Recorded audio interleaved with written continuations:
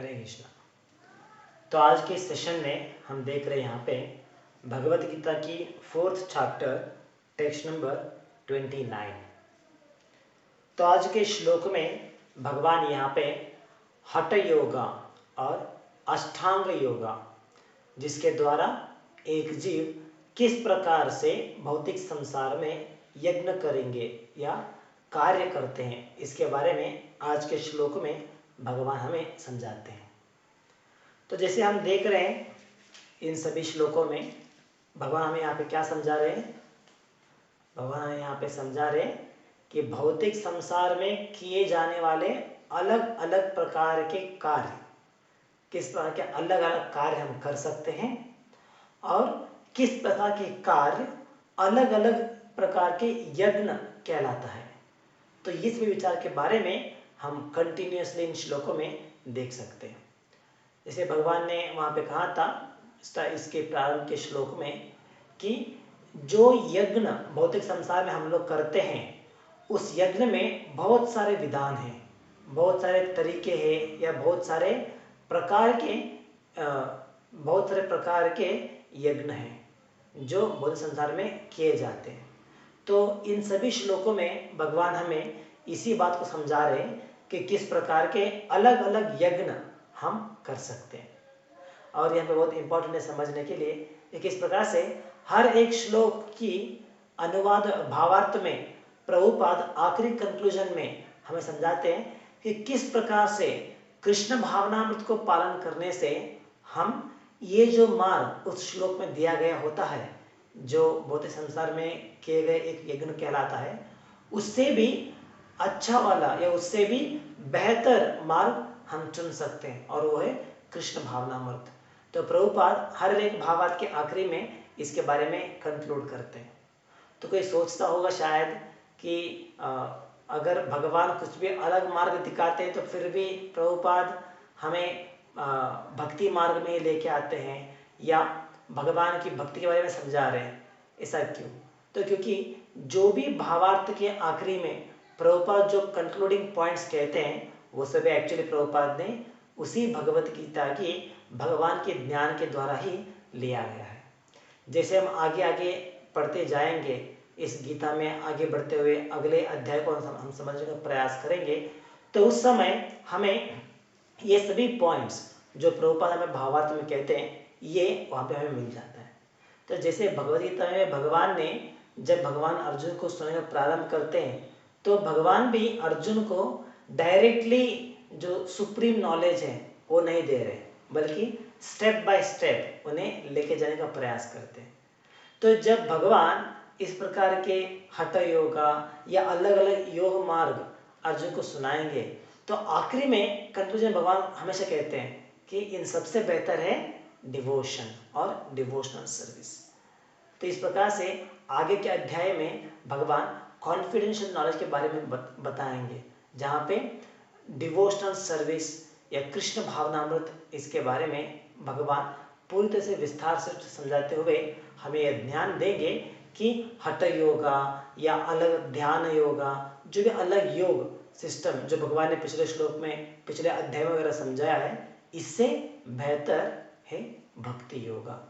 तो इसलिए भावार्थ के आखिरी में हम देखते हैं प्रभुपाद हमेशा कंक्लूजन वहीं पे देते हैं कृष्णा कॉन्शियस एक्टिविटीज के बारे में। तो आज के श्लोक में भगवान यहाँ पे दो प्रकार के यज्ञ के बारे में समझाते हैं। तो एक है हठ योगा, हठ योगा जिसका दूसरा नाम है अष्टांग योगा। तो इसके बारे में भगवान यहाँ पे कह रहे हैं और आखिरी में भगवान और एक प्रकार के यज्ञ के बारे में कहते हैं, जहाँ पे जो योगी वो यज्ञ करते हुए वो क्या प्रयास करते हैं, अपनी खाने का जैसे वो अन्न ग्रहण करते हैं उसे रोकते हुए या उसके ऊपर नियंत्रण करते हुए किस प्रकार से वो यज्ञ करेंगे या किस प्रकार से कार्य करेंगे, इसके बारे में भगवान कहते हैं। और उससे पहले भगवान यहाँ पे हठ योग के बारे में कहते हैं। तो एलॉबरेटली तो हठ योग के बारे में है इस श्लोक में। तो हम देख सकते हैं कि किस प्रकार से इस हठ योग में एक योगी किस प्रकार के कार्य करते हैं, ये भगवान यहाँ पे समझा रहे हैं पहले। तो जो योगी हठ योग के द्वारा अपने साक्षात्कार को पाने का प्रयास करते हैं, आत्म साक्षात्कार को पाने का, तो वो उस हठ योग में 8 प्रकार के अंग आते हैं जिसके द्वारा वो आगे बढ़ने का प्रयास करते हैं। तो उस 8 अंग में ये 4th स्टेज आता है जो है प्राणायाम। तो उससे पहले भी आता है यमा। यमा मतलब कंट्रोलिंग द सेंसेस, हमारे इंद्रियों का निग्रह करना। बाद में दूसरा स्टेज आता है नियमा। नियम मतलब जो रूल्स एंड रेगुलेशन दिया गया है उसका पालन करना। और तीसरा आता है आसना। आसना मतलब जैसे हमने डिस्कस किया था इसके बारे में पहले भी, बॉडीली एक्सरसाइजेस, जैसे बॉडीली गेस्चर्स, जैसे हम देखते हैं आजकल सूर्य नमस्कारा या शवासना और पद्मासना, जो अलग अलग प्रकार के आसन कहलाते हैं। तो ये सभी इस हठ योग के तीसरी स्टेज में उसका इस्तेमाल किया जाता है। तो ये होता है आसना। और 4th स्टेज है प्राणायाम। तो प्राणायाम क्या होता है, एक योगी अपनी वायु जो वो इनहेल कर रहे हैं और एक्सेल कर रहे हैं, जिसका श्वास लेने का प्रयास कर रहे हैं, उस वायु को नियंत्रण करने का प्रयास करते हैं। तो जैसे हमने लास्ट क्लास में भी डिस्कस किया था कि ये जो हठ योगा सिस्टम है, यहाँ पे इन सभी प्रकार के अंग का पालन करते हुए वो योगी उस हठ योग का सिस्टम का आखिरी स्टेज को पहुंचने का प्रयास करते हैं, और वो है समाधि और ट्रांस। तो समाधि स्थिति में पहुंचने के लिए उन्हें जो भी आवश्यकता है उसका पालन करते हुए इस प्रकार से जैसे आसना, प्राणायाम, ये सभी करते हैं, ताकि उनका अल्टीमेट गोल क्या होता है कि वो समाधि में स्थित होना है। तो समाधि में स्थित होने के लिए उन्हें पहले अपने शरीर को ट्रेन करना पड़ेगा। जैसे आसना, आसना में क्या होता है, इतने सारे आसन करते, जैसे आजकल मॉडर्न आसना, योगासना, वहाँ पे लोग क्या सीखते हैं, इन्हीं आसनों के बारे में सीखते हैं, लेकिन उनका उद्देश्य क्या होता है कि अपनी हेल्थ को अच्छा करने के लिए या डाइजेशन सिस्टम को सही करने के लिए, जो भी रोग है, जो भी डिफिकल्टी है, हेल्थ डिफिकल्टी, उसे सॉल्व करने के लिए वो लोग योगा करते हैं। लेकिन जो योगी जो हठ योग का पालन करते हैं, वो इस प्रकार के आसन का उपयोग करते हैं ताकि उसके द्वारा अपने शरीर को तंदुरुस्त रखते हुए जो समाधि स्थिति में जाने का प्रयास कर रहे हैं, वहां पे उस शरीर को तंदुरुस्त स्थिति में लेके जाने के लिए वो इस आसन का प्रयास करते हैं। तो ये मेजर डिफरेंस होती है एक योगी और आजकल मॉडर्न योगासना फॉलोअर्स में, कि उनका उद्देश्य पूरा अलग होता है। और साथ में प्राणायाम, जैसे यहाँ पे भगवान से समझा रहे हैं कि प्राणायाम में एक योगी क्या प्रयास करते हैं। तो अगर हम हमारे जो मॉडर्न योगा फॉलोअर्स है उनकी प्राणायाम को देखेंगे तो क्या करते हैं, सिर्फ अपनी ना, जैसे प्रभुपाद एक लेक्चर में इसके बारे में कहते हैं कि एक हास्य रूप से कहते हुए प्रभुपाद कहते हैं कि जस्ट प्रेसिंग द नोज। तो योगा मतलब ऐसा नहीं कि just you press the nose and you become a yogi, ये पॉसिबल नहीं है। तो प्रभुपाद इस प्रकार से हास्य रूप से इसके बारे में समझाते हुए कहते हैं it's a business of pressing the nose. तो ये जो हमारी मॉडर्न योगा फॉलोअर्स पालन करते हैं जो प्राणायाम, वो एक्चुअली प्राणायाम नहीं है। तो यहाँ पे लोग क्या करते हैं, सिर्फ अपनी इनहेल या एक्सहेल, इसे जैसे हमने देखा था, एक तरफ का नाक बंद करते हैं तो इनहेल लेते हैं, श्वास को अंदर खींचते हैं और थोड़ा देर रखेंगे, बाद में उसे बंद करते हुए दूसरी नाभि से श्वास को बाहर छोड़ने का प्रयास करेंगे। तो ये रिपीट करते जाते हैं। तो ये एक्चुअली प्राणायाम का तरीका नहीं है।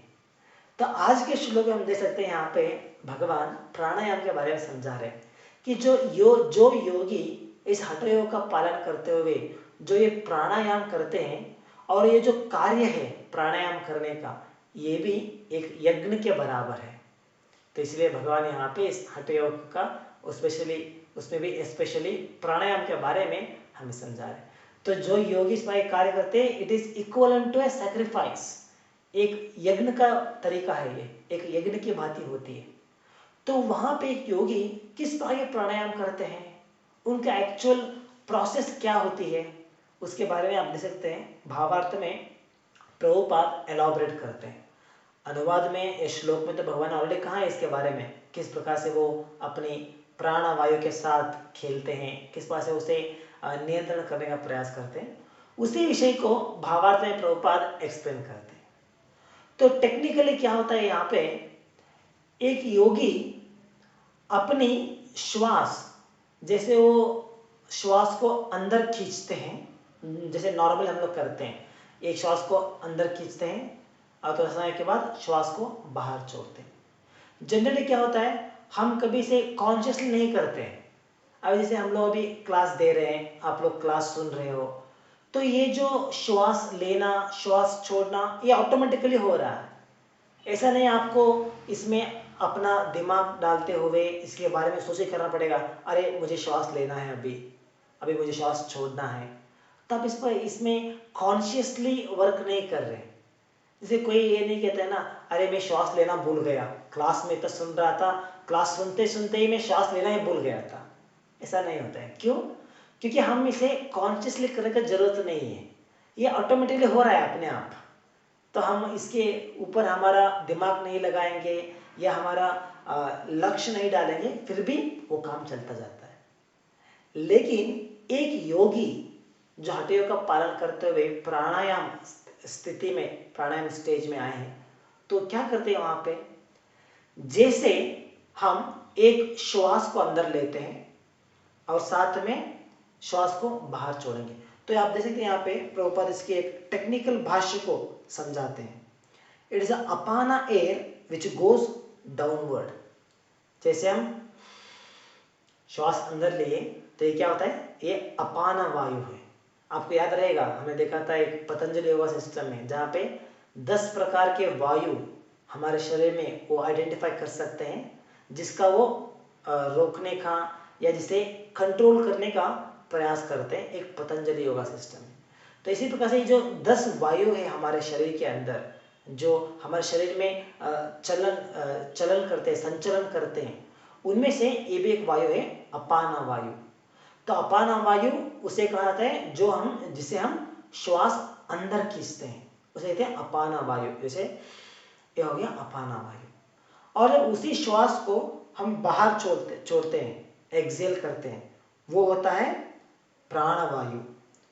तो जनरली प्राण वायु इट गोज अपवर्ड्स, तो इसे कहते हैं प्राणवायु।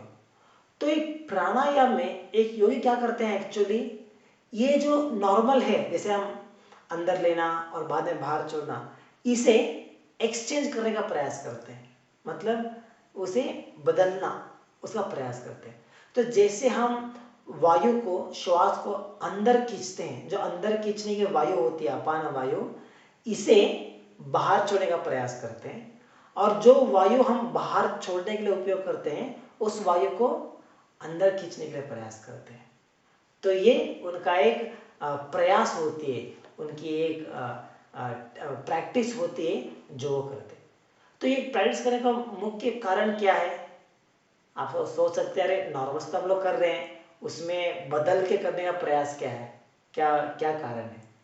तो उनकी उद्देश्य होता है कि वो ये जो दोनों श्वास हैं, अंदर लेना और बाहर छोड़ना, इन दोनों श्वास को संपूर्ण तरीके से कंट्रोल करना चाहते हैं।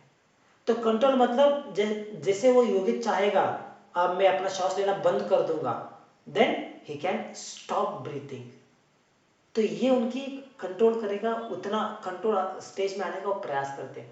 तो इसीलिए उससे पहले उन्हें क्या करना पड़ेगा, अगर आपको श्वास लेना ही बंद करना है, उसका प्रयास करना है, तो ये टेक्निक है, पहले आपको एक्सचेंज करना पड़ेगा। तो जब आपको ये एक्सचेंज करने के लिए उतनी क्षमता आ जाती है, तो मालूम है कि हाँ आपने इतना कंट्रोल कर दिया है। जैसे बाहर छोड़ने वाला वायु को आप अंदर खींच रहे हैं और अंदर खींचने वाला वायु को आप बाहर छोड़ रहे हैं। तो जब इस प्रकार से आप उसे अपोजिट डायरेक्शन में कंट्रोल कर सकते हैं, तो ये ज्ञात होता है कि हाँ आप अपनी वायु को नियंत्रण में ला सकते हैं। तो इस प्रकार से वो योगी अपनी वायु को अपोजिट डायरेक्शन में या सीधे उल्टी तरीके से जब वो चेंज करते हैं, तो इस प्रकार से जब वो उसे कंट्रोल करने में सक्षम हो जाते हैं तो क्या करते हैं, ही विल स्टॉप ब्रीथिंग। जैसे उनका श्वास लेना है तो उन श्वास लेने को ही वो बंद कर सकते हैं। तो ये कोई सोच सकता है कि श्वास लेने का बंद करने का क्या फायदा है, इसका क्या रीजन है, क्यों बंद करना चाहिए श्वास लेना, है ना। जैसे कोई अरे ऑक्सीजन तो इतना फ्री में मिल रहा है, ऐसा नहीं कुछ चार्जेबल है। हम लोग सोच सकते हैं अगर कोई चार्ज करता रहेगा ऑक्सीजन के लिए तभी हम सोच सकते हैं थोड़ा देर रोक के रखेंगे सांस लेना, थोड़ा उसमें भी सेविंग करेंगे, बचाएंगे। लेकिन यहाँ पे तो फ्री में मिल रहा है, फिर बचाने का क्या रीजन है। तो इसमें हम समझ सकते हैं कि ये जो योगा सिस्टम है हठ योगा, उस योगा पद्धति के द्वारा वो कहते हैं उनके उसके द्वारा ये कहते हैं कि एक मनुष्य की जो आयु है वो उसकी श्वास के ऊपर डिपेंड करता है। जैसे अभी हम लोग हमारे आयु को समय के अनुसार काउंट करते हैं, 100 साल जिएंगे, 90 साल जीते हैं या 50 साल जीते हैं। तो ये हम जितना साल हमने जिया है या हम लोग जीने वाले हैं, इसे हम समय के अनुसार काउंट करते हैं, है ना। कितना हो गया, जैसे अब हमारा एक बर्थडे हो जाता है, एक जन्मदिन होता है, तो हम लोग कहते हैं ना हाँ मैंने 25 ईयर्स कंप्लीट किया है। तो हमारे जो कैलकुलेशन है हमारे जीवन का ड्यूरेशन को, हमारे जीवन की क्या कहते हैं हम लोग लंबाई है, ड्यूरेशन जो है, इसे हम काउंट करते हैं समय के अनुसार। लेकिन योगा सिस्टम में आयु या एग्जैक्टली लेकिन योगा सिस्टम में एक व्यक्ति की आयु जो है वो समय के अनुसार काउंट नहीं किया जाता है, बल्कि नंबर ऑफ श्वासा, जितने बार वो श्वास लेते हैं और जितने बार श्वास छोड़ते हैं उसके ऊपर काउंट किया जाता है। जैसे एक रफली एग्जांपल के द्वारा कह सकता हूं मैं, जैसे मान लीजिए हमारी कैलकुलेशन में अगर हम कहेंगे कि एक व्यक्ति का आयु 50 साल है, तो योगा सिस्टम के अनुसार उस व्यक्ति का वायु वो कैसे कैलकुलेट करते हैं कि उनकी इतने मान लीजिए 5 करोड़ श्वास उनका लेना है। तो इस प्रकार से उस व्यक्ति की आयु वो डिफाइन करते हैं। तो वहां पे इसके बारे में कहते हैं कि जब एक व्यक्ति की, जैसे हम कहते हैं ना एक व्यक्ति की उम्र कितना साल जीने वाला है वो फिक्स्ड है, इसी प्रकार योगा सिस्टम में कहते हैं कि एक व्यक्ति कितना श्वास लेने वाला है वो फिक्स्ड होती है कि इतना श्वास लेने के बाद वो मर जाएगा। तो उनका यह प्रयास होता है कि अपनी उम्र को बढ़ाने के लिए, ज्यादा समय के लिए जिंदा रहने के लिए वो क्या करते हैं, नंबर ऑफ ब्रेथ्स, जो जितना श्वास लेना वो तो नंबर फिक्स है ना, तो इसीलिए अपनी वायु को कंट्रोल करते हुए, अपनी ब्रीथिंग को कंट्रोल करते हुए वो उस समय को बढ़ाने का प्रयास करते हैं। जैसे नॉर्मल में अगर एक व्यक्ति योगासन का पालन नहीं करेगा तो अगर अपना नॉर्मल से जिएगा तो क्या होता है, जितनी उसकी काउंटेबल दिया गया है, काउंटिंग्स कितना श्वास उसको लेना है, वो पूरा हो जाता है 50 साल में, वो पूरा होते ही वो मर जाएगा। लेकिन अगर वही व्यक्ति इस सिस्टम का पालन करते हुए, हठ योग सिस्टम का पालन करते हुए जब वो अपने आप को ट्रेन करेगा प्राणायाम में, तो इस प्राणायाम में ट्रेन करने के बाद जैसे वो आगे बढ़ते जाएगा तो क्या होता है, वो जो 50 साल की उम्र में उतने तक जितना श्वास उसको खत्म करने का था वो खत्म नहीं करेगा, क्योंकि उसने प्राणायाम के द्वारा अपने श्वास को रोकने का उतना शक्ति उनमें आ जाती है। तो जितना वो 50 साल में श्वास लेना था उसे बढ़ाते हुए क्या कर सकते हैं, 60 ईयर्स 70 ईयर्स तक उसे खींच सकते हैं अपनी आयु को। तो ये उनका प्रयास होता है। तो अपनी आयु को बढ़ाने के लिए ये जो टेक्निकल मार्ग है इसका वो इस्तेमाल करते हैं और इसके द्वारा अपने श्वास को रोकने का, कंट्रोल करने का प्रयास करते हैं। जैसे हम देखते हैं हमारी मॉडर्न योगा फॉलोअर्स में, वहां पे भी जो योगा प्राणायाम का पालन करते हैं ना, उनके बीच में एक कॉम्पिटिशन चलता रहता है कि कितना देर के लिए हमने श्वास को रोक के रखा है। कुछ लोग कहते हैं कि मैंने 2 मिनट के लिए श्वास को रोक के रखा था, मैंने 3 मिनट के लिए रोक के रखा था। कुछ लोग तो वर्ल्ड रिकॉर्ड बनाते हैं 5 मिनट के लिए या 4 मिनट के लिए श्वास को रोक के रखते हुए वर्ल्ड रिकॉर्ड बनाते हैं कि हाँ इतना समय तक श्वास लिए बिना, श्वास छोड़े बिना उन्होंने रोक के रखा करके उनके लिए वर्ल्ड रिकॉर्ड होता है। तो ये जो है सिर्फ एक मिनट्स के बारे में होती है, लेकिन जो योगी हठ योग के द्वारा प्रयास करते हुए जो प्राणायाम का पालन करते हैं वो कितने दिनों तक, महीनों तक या सालों तक अपने श्वास को रोक के रख सकते हैं। ऐसा नहीं कि वो श्वास को रोक के रखा है मतलब वो मर गए, नहीं, जिंदा रहेंगे लेकिन श्वास को रोक के रखते हैं। तो ये एक प्रैक्टिस होती है प्राणायाम में। तो इस प्रकार से अपने श्वास को रोकते हुए वो अपनी आयु को बढ़ाने का प्रयास करते हैं। तो भगवान इस श्लोक में हमें ये बात समझा रहे हैं कि जब एक योगी प्राणायाम के द्वारा ये सभी कार्य कर रहे हैं, कौन कौन से कार्य है, अपने श्वास को एक्सचेंज कर रहे हैं, जो अंदर लेने वाला श्वास है उसे बाहर छोड़ रहे हैं, जो बाहर ले छोड़ने वाला है उसे अंदर ले रहे हैं, तो ये सभी कार्य है। साथ में अपनी श्वास को रोक के रखते हैं, इस बात से अपनी आयु को बढ़ा रहे हैं, तो ये सभी क्या कहलाता है, ये सभी कार्य कहलाता है। तो ये सभी कार्य जब एक योगी करता है ये सभी भी एक यज्ञ के बराबर होता है। तो यही बात आज के श्लोक में भगवान हमें समझा रहे हैं। तो एक हठ योगी जो प्राणायाम करते हुए किस प्रकार से वो इन सभी कार्य करते हैं, वो सभी कार्य एक प्रकार की सैक्रिफाइस या यज्ञ यहाँ पे कहलाता है। तो भावार्थ में देख सकते हैं प्रभुपाद इसके लिए बहुत सारे टेक्निकल वर्ड्स का इस्तेमाल करते हैं। जैसे हमने कहा श्वास के बारे में जैसे नाम देते हैं ऐसे, तो आप देख सकते हैं यहाँ पे प्रभुपाद कुछ टेक्निकल नाम से यहाँ पे लेते हैं। तो जब एक योगी अपनी अपान वायु और प्राणवायु इन दोनों को काबू में कर लेता है तो उसे बुलाया जाता है प्राणायाम योगी। जो सक्सेसफुल बन गए हैं ये स्टेज तक उन्हें कहा जाता है प्राणायाम योगी। और बाद में जब उन्होंने पूरी तरीके से इसे अपोजिट वे में, विरुद्ध वे में उन्होंने न्यूट्रलाइज कर लिया है, पूरी तरीके से उसे एक्सचेंज कर लिया है, तब उन्हें बुलाया जाएगा पुरका, और स्टेज को बुलाया जाता है पुरका। और साथ में जब उन्होंने इस बात से एक्सचेंज किया है, बाहर छोड़ने वाला श्वास को अंदर लेने का प्रयास करते हैं और इसमें वो जब सफल हो जाते हैं तो उस स्टेज को कहा जाता है रेचका। तो इस प्रकार से बहुत सारे टेक्निकल पॉइंट्स प्रभुपाद यहाँ पे देते हैं। और आखिरी में जब उन्होंने इस दोनों श्वास को पूरी तरह से बंद कर दिया है तो उसमें जब सक्षम हो जाते हैं तब उसके लिए कहा जाता है उस सिस्टम को कहा जाता है कुंभक योगा। तो जो व्यक्ति इसका पालन करता है उसे कहा जाएगा कुंभक योगी।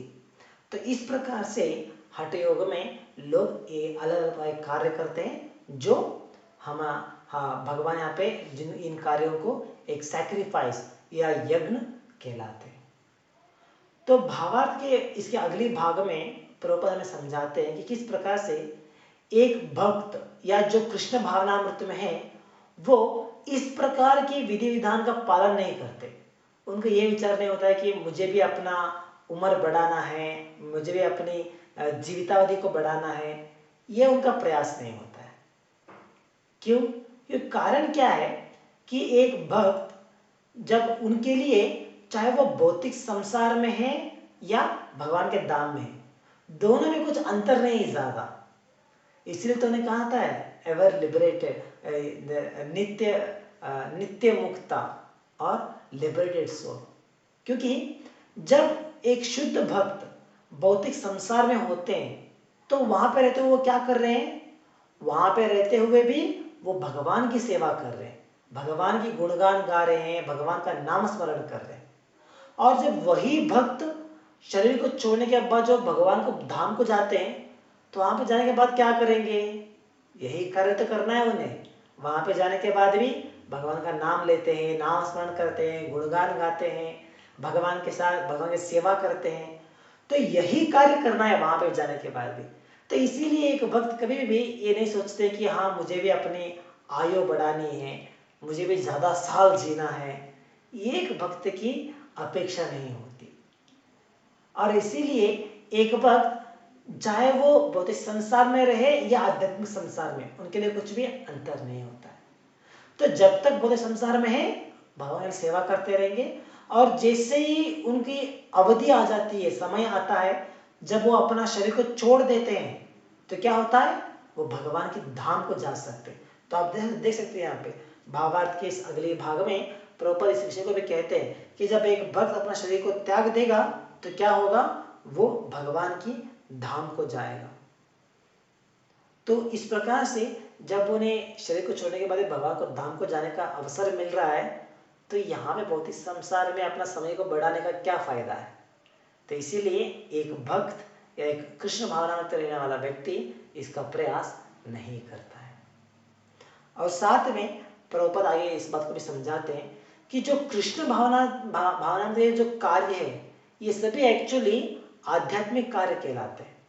जैसे ये हठ योगी जो ये योग पद्धति का पालन कर रहे हैं, जिसके द्वारा वो अपने श्वास को रोकने का या इसके जो भी प्रयास कर रहे हैं, उसका अल्टीमेट, उसका उद्देश्य क्या होता है, समाधि स्थिति।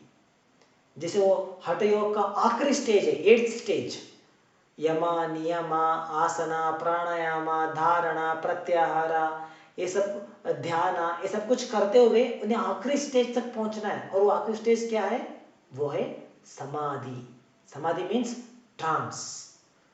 जैसे हम लोग देखते हैं समाधि मतलब क्या होता है, पूरी तरीके से उन्होंने ये सभी स्टेज का पालन करते हुए उन्होंने अपने श्वास को भी रोक दिया है।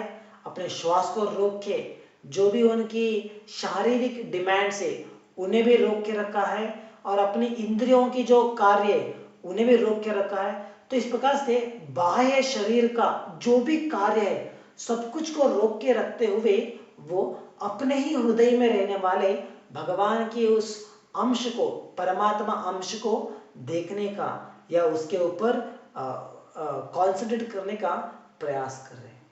तो समाधि स्थिति में वो पूरी तरीके से परमात्मा के फीचर में मग्न हो जाते हैं।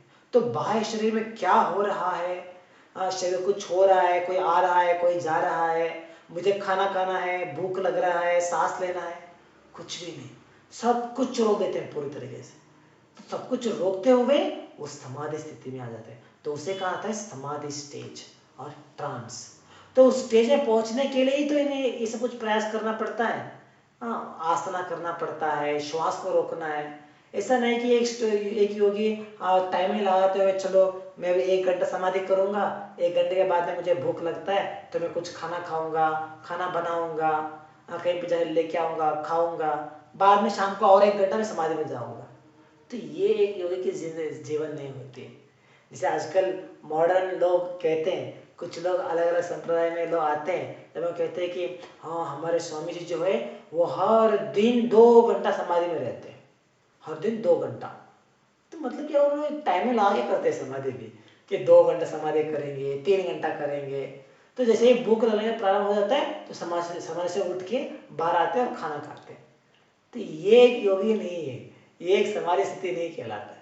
तो समाधि मतलब एक योगी इस प्रकार से करते तब जाके वो समाधि कहलाता है। लेकिन जब एक भक्त कृष्ण भावना में करते हैं तो उन्हें इस प्रकार की टेक्निक के द्वारा गुजरने का जरूरत नहीं होता है, बल्कि यहाँ प्रभुपाद कहते हैं कि एक भक्त भक्ति करना जब प्रारंभ करेंगे वो already he has become transcendental, वो आध्यात्मिक बन जाते हैं। उनके जो कार्य है वो सभी कार्य आध्यात्मिक बन जाते हैं। तो ये जो योगा, योगिक पोजीशन, ये प्रोसेस जो भी है ये सभी आध्यात्मिक नहीं है, ये सभी भौतिक है। फिर भी उनकी टेक्निकली वो कर रहे हैं, प्रयास कर रहे हैं, तो ये आध्यात्मिक नहीं है। लेकिन कृष्ण भावनामृत जो है इट इज कंप्लीटली ट्रांसेंडेंटल, पूरी तरीके से आध्यात्मिक है। तो जो एक शुद्ध भक्त कृष्ण भावनामृत में जो भी कार्य कर रहे हैं वो सभी कार्य भी आध्यात्मिक ही कहलाते हैं। तो इसीलिए एक शुद्ध भक्त इस प्रकार के कार्य करने का, इस प्रकार के प्रोसेस में वो आसक्ति नहीं दिखाते, because they are already engaged in a transcendental service. वो ऑलरेडी एक आध्यात्मिक रुचि वो वहां पे पा रहे हैं, तो इसलिए वो इस प्रकार के प्रयास नहीं करते। तो भावार्थ में आखिर में प्रभुपाद कहते हैं कि जब एक शुद्ध भक्त इस प्रकार से योग का पालन करते हुए, भक्तियों का पालन करते हुए जब भगवान के धाम को जा सकते हैं तो एक बार जाने के बाद वहां से पुनः नीचे गिरने का या वापस आने का संभावना ही नहीं होता। एक बार मुक्ति पा लिए, भगवान के धाम को चले गए, तो परमानेंटली वहीं पर रहेंगे। तो इसकी गारंटी क्या है? कुछ लोग कोई सोच सकता है क्या गारंटी है नहीं आएंगे वापस, क्योंकि भगवान स्वयं कहते हैं गीता में कि एक बार उस धाम को जो पहुंच जाता है वो कभी वापस नहीं आएगा। तो इसके बारे में भगवान वहाँ पे क्लैरिफाई देंगे। तो ये एक भक्त के स्थान होते हैं। लेकिन वही एक हठ योगी क्या होता है, जो भी वो स्टेज में है, चाहे वो आसना प्राणायाम सब कुछ करते हो, जब वो ध्यान करते हैं, ध्यान या प्रत्याहार, तो क्या हो सकता है, चांसेस है कि वो अपने स्टेज से नीचे गिर सकते हैं। इसके लिए हमने बहुत सारे उदाहरण देखे हैं हमारे वैदिक संस्कृति में। जैसे इतने सारे ऋषि मुनि जो भी तपस्या करने जाते थे, समाधि में बैठे हुए होते थे, कोई अप्सरा आती थी, अप्सरा आके नृत्य करते हुए नाचते हुए उनकी जो कॉन्शियसनेस है उसे आकर्षित करने का प्रयास करती थी, और बहुत लोग इस बात से आकर्षित भी हो जाते थे। तो ये सब बहुत सारे एग्जाम्पल है, जो मतलब जो इतना ऊपर जाने के बाद भी वो उस स्थान से नीचे गिर सकते थे। लेकिन एक भक्त अपनी मार्ग से जो भी वो फॉलो कर रहे हैं, जो आध्यात्मिक मार्ग है, उससे वो नीचे नहीं गिरेंगे। इसी प्रकार जब वो उसका अंतिम परिणाम लेते हुए भगवान के धाम को जाते हैं, तो वहां से भी नीचे या भौतिक संसार को नहीं आते। तो इसी बात को भी भावार्थ में प्रभुपाद हमें समझा रहे। तो आखिरी में जैसे श्लोक में भगवान ने और एक प्रकार के कार्य के बारे में यहाँ पे कहा है, जो कार्य सैक्रिफाइस यज्ञ कहलाएगा। तो वो कार्य कौन सा है, जैसे आप देख सकते हैं अनुवाद में भगवान यहाँ पे कहते हैं, some of them curtailing the eating process offer the outgoing breath into itself as a sacrifice। तो कुछ लोग, पहले तो हो गया जो हठ योग के बारे में पालन करते हैं, कुछ लोग अपनी ईटिंग प्रोसेस को, जैसे वो आहार ग्रहण करते हैं, इसे पूरी तरीके से कंट्रोल करते हुए अपने जो श्वास है उसका ही वो ग्रहण करते हैं। तो इस तरह से जो कार्य करते हैं वो भी यज्ञ कहलाता है। तो भावार्थ के आखिरी भाग में प्रभुपाद इसके बारे में कहते हुए कहते हैं कि कृष्ण भक्त को इस तरह करने का प्रयास जरूरत नहीं है, क्योंकि वो जो भी ग्रहण करेगा आहार, वो सिर्फ प्रसाद ही ग्रहण करेगा, जो भगवान के लिए ऑफर किया गया है, भगवान के लिए दिया गया है, उसे प्रसाद के रूप में स्वीकार करेगा। तो जब वो प्रसाद के रूप में जो स्वीकार करता है, तो ऑटोमेटिकली उनके इंद्रिय काबू में आ जाते हैं, उनके इंद्रिय कंट्रोल में रहते हैं। तो इसलिए उन्हें इस प्रकार की प्रोसेस करने का आवश्यकता नहीं कि हमें खाना बंद करना है, खाना छोड़ देना है, सिर्फ श्वास लेते हुए उसके ऊपर जीवन करेंगे, इसकी तो जरूरत नहीं होता है। जो भी है भगवान को ऑफर करेंगे और ग्रहण करेंगे। वो बात अलग है कि भक्ति में भी जैसे भक्त आगे बढ़ते जाते हैं, जैसे वो शुद्ध होते जाएंगे, तो ऑटोमेटिकली उनकी जो प्रसाद है ग्रहण करना, वो भी उसकी मात्रा कम होते जाएगा। ऐसा नहीं कि अरे प्रसाद खाएंगे मतलब चलो दिन में 5 बार 6 बार, नहीं। जैसे जैसे वो भक्ति में आगे बढ़ते जाएंगे, उनकी प्रसाद ग्रहण करना भी कम होता जाएगा। तो ये एक भक्ति की पोजीशन होती है। तो इसलिए प्रभुपाद यहाँ पे कहते हैं कि एक भक्त इस प्रकार से सिर्फ प्रसाद ग्रहण करते हुए भी अपनी इंद्रियों को काबू में कर सकते हैं। तो ये सभी विचार आज के श्लोक से और भावार्थ से हम समझ सकते हैं। तो यहाँ पे हम समाप्त करेंगे आज के लिए। ग्रंथराज श्रीमद् भगवद गीता की जय। जगत गुरु श्री प्रभुपाद की जय। हरे कृष्णा।